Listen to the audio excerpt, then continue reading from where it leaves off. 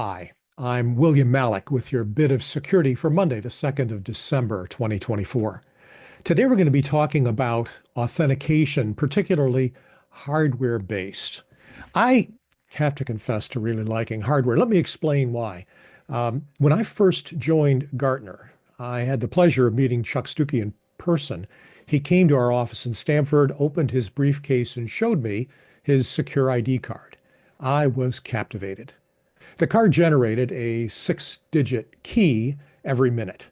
So if you wanted to log on, you go to a service, and assuming that that service had the partner code installed, you would type in that 6-digit key, and if you did it within 60 seconds, it would be synchronized, and you would log in.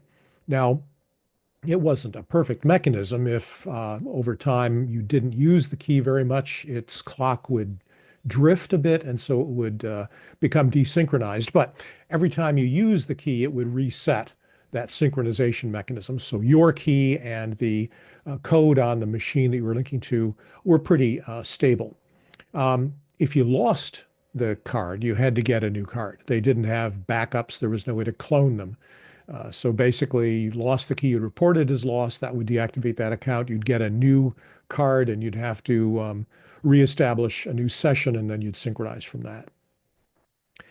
Earlier in my career, I was at IBM, and at that time, the engineers were coming up with the cryptographic TCM.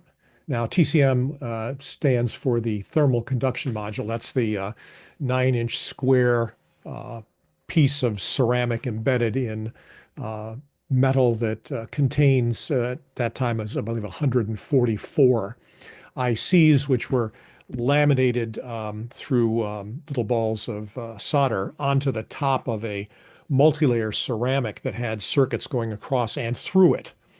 Now, the trick with the cryptographic unit was they wanted to make sure that nobody could physically get their hands on the module and open it up and examine the components and thereby extract the private key. And so the engineers set up two teams. They set up a red team to try to figure out how to attack it, and then the blue team that would come up with defenses. And the innovations they came up with were mind-boggling. Like one team said, well, what if we take it apart and just probe the circuits? We don't do anything active. We just listen for electrical activity, run some patterns through it and see how it behaves.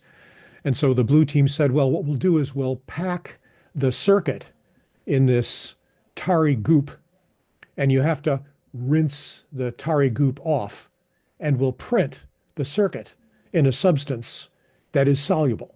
So when you clean off the tarry goop, you erase the circuits that contain the private key.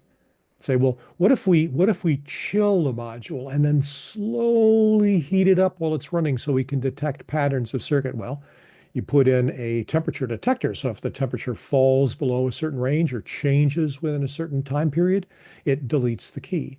What if you use a thermal camera, infrared camera, just to try to scan the stuff? Well, provide shielding that not only blocks the signal, but diffuses the temperature non-linearly across that, so you get non-repeatable results.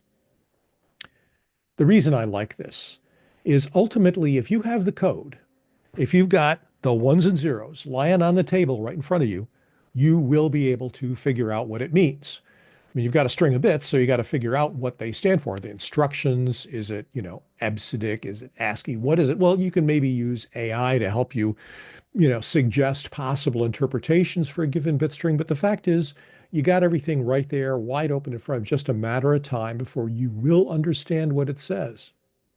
But with hardware, there are 1,000 ways that you can interrupt that. It may be easier to use software, certainly cheaper to distribute. You can trust everything to software if you want, but baby, hardware, that's where it's at.